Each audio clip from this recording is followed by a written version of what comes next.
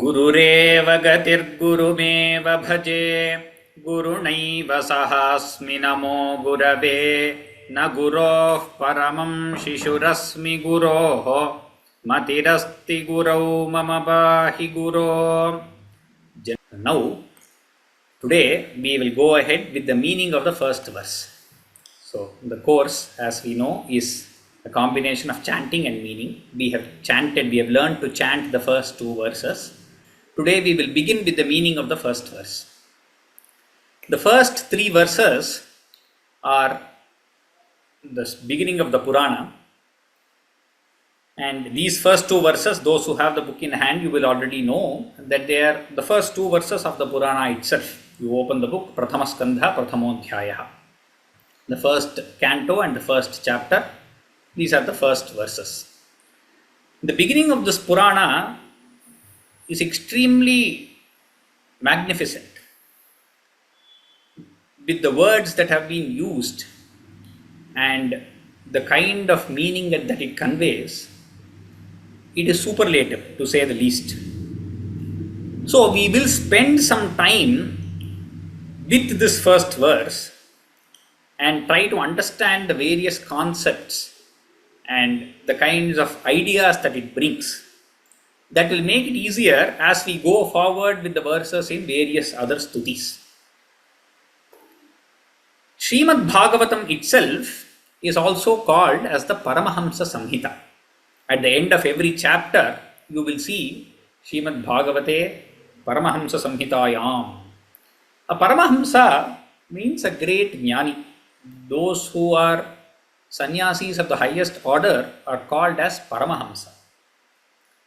A Hamsa, as we all know, is a swan which is legendarily known to be able to separate milk and water. So if you give it something that is mixed with milk and water, it will be able to drink the milk and leave the water alone. Meaning it is able to take the essence and leave out whatever is non-essential. Paramahamsas are those who, even though they are in this material world, they are able to distinguish between that which is eternal and that which is temporary. And hence, they are a step above Hamsas.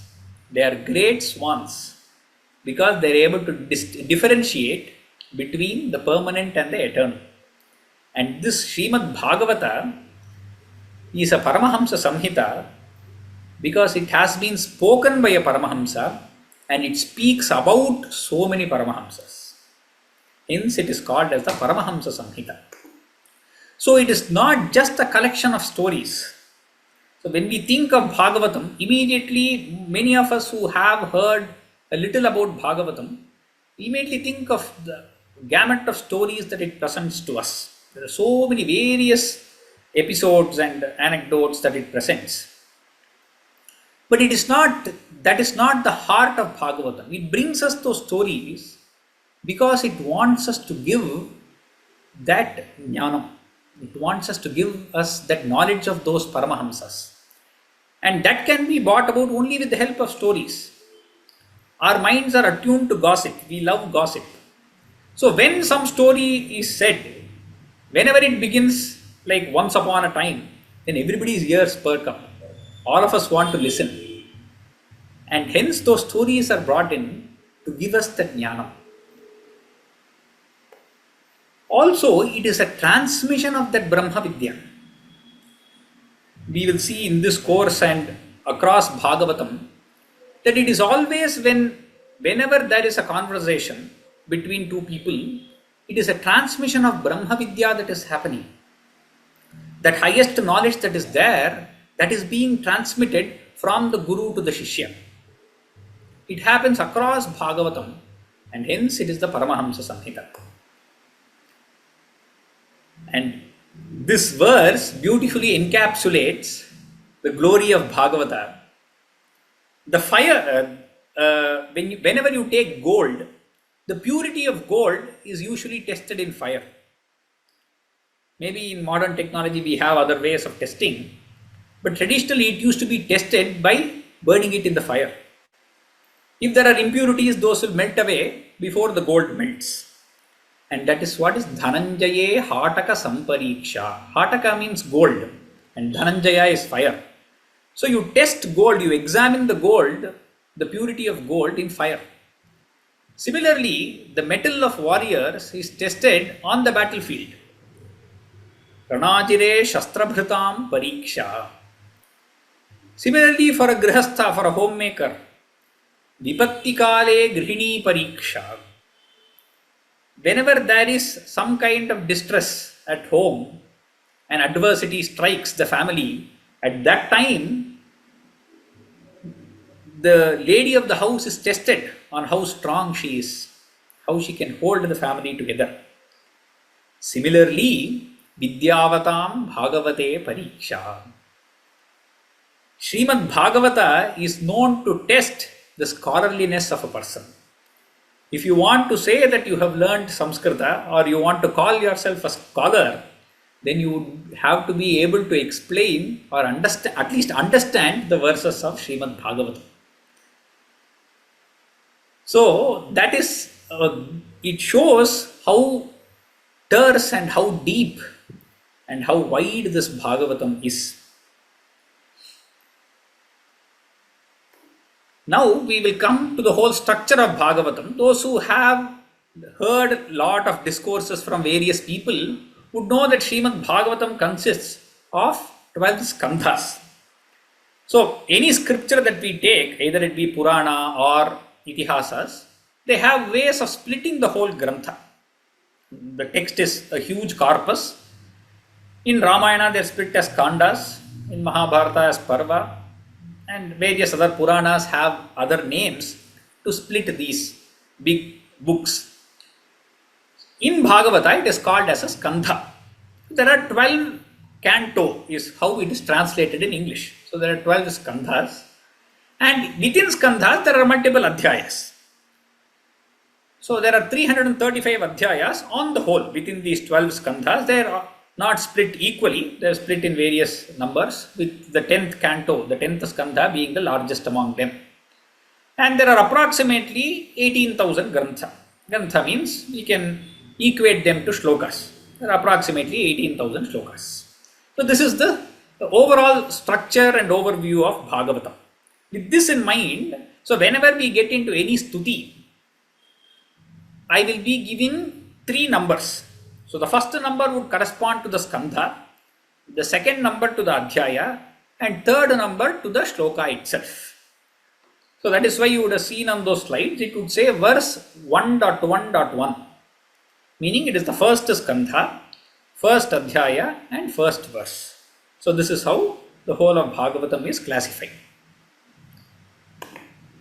Moving forward to verse number 1.1. As I said, we will begin with some concepts that are necessary to understand this verse. The verse the literal meaning was already displayed. Some English meaning was displayed, the phrase meanings were displayed while learning the verse. But it would not be easy to make sense of just the literal meaning. We require some background knowledge to understand what each of those words mean. In Shastra, in Vedanta Shastra especially, defining any object is of 2 types.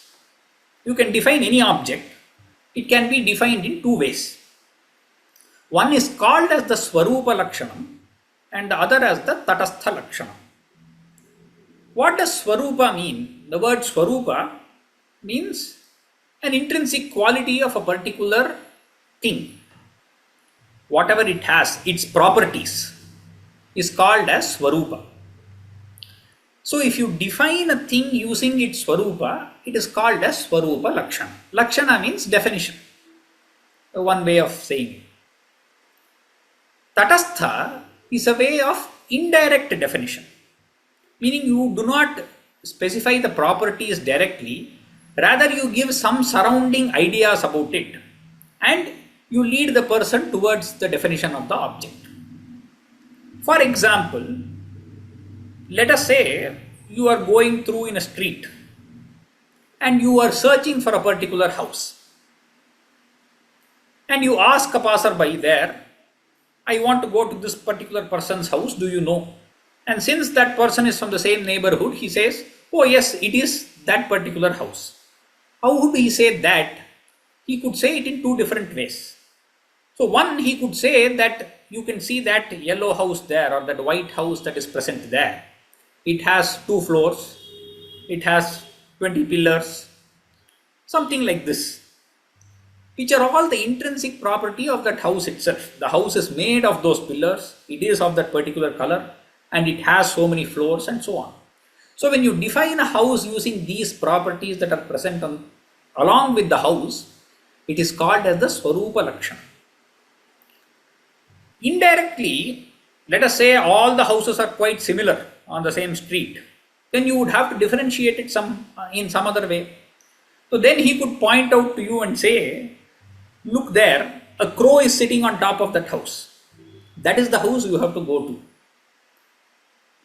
The crow is not connected to the house in any manner.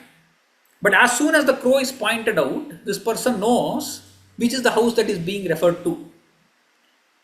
So that is called as the Tatastha Lakshana. By the time this person reaches that house, that crow might have flown away. But still, you do not miss the house. You already know which the house is. So this definition can be of two types. So it is important to remember these two terms, Swarupa Lakshanam and Tatastha Lakshana. That is what we have to gain from here. Now, going forward,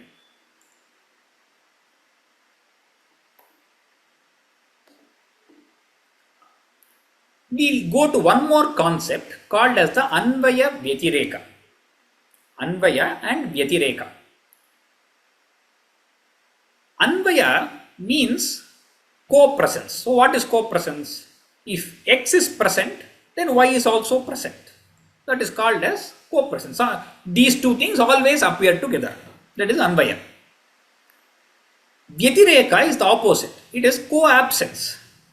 When this is not present, that is also not present. That is called as vyatireka. That is, again, these are very simple definitions. Going forward, as we go ahead with various other verses, all these will get clarified. Okay? You will get deeper and deeper understandings of all this. For example, let us take a very simple example. We all know about gold ornaments. All of us like to invest in gold, or we buy gold ornaments for various occasions. This ornament of gold could be of various types. It could be a ring, it could be a necklace, it could be a bracelet, so many other things. But all of them are nothing but gold. So when you say Anvaya, wherever an ornament exists, the gold also exists along with the ornament. An ornament cannot exist without gold. So it is very clear. So that is Anvaya. If X is present, Y is also present means if an ornament is present, then gold is also present. An ornament cannot be present without gold. Because the ornament itself is made of gold. Even if I were to ask you to think of an ornament, you would have to think of gold. You cannot just think of a ring without gold itself. By gold I mean anything that the ring is made of. You cannot imagine of a ring or a necklace without a substance that it is made of. So that is Anvaya. Gold is always present along with the ring. The second is vyatireka, which is co-absence. Now with the same example, let us say that ornament is melted. Now you took a ring and you melted the ring. Now what is present? Gold is present. But is the ring present? No, the ring is not present. So the ornament ceases to exist as a separate entity altogether, but the gold still exists.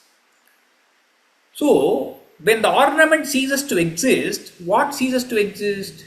Only the name and form of that ceases to exist. Meaning, whatever we were terming as ring, as necklace, we can no more call it that. We can no more use those terms. The word ring or necklace can no more be used. Only gold remains. So that is vyatireka, where it no more exists. The ornament ceases to exist as a separate entity. I have also given two words here called as the cause and the effect. Anvaya does not directly mean cause, nor does vyatireka directly mean effect. but it would help for us here to understand them in this sense for this particular verse at least. The gold is the cause, and that is always there. Whether it exists as a ring or you melt it into a necklace or you just keep it as gold, however, gold always exists. The effect, that is the ornament itself or the name and form that is given to it, is temporary. It does not always exist. It ceases to exist at some point of time. So that is Anvaya and Vyatireka. Now we will, with these two concepts in mind, one being the Lakshana, the Swarupa and Tatastha Lakshana, and other being the two kinds of the Anvaya and Vyatireka. Now we come to the first verse.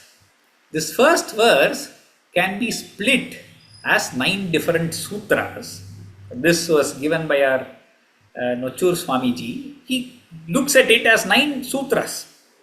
The first sutra is Janmadyasya yataha Anvaya ditarataschartheshu Abhijñasvarat Tene Brahmahridaya Adikavaye Muhyanti Yatsurayaha Tejo Varimridang Yatha Vinimayaha Yatra Trisargo Mrisha Dhamna Svena Sada Nirasta Kuhakam Satyam Param Dhimahi.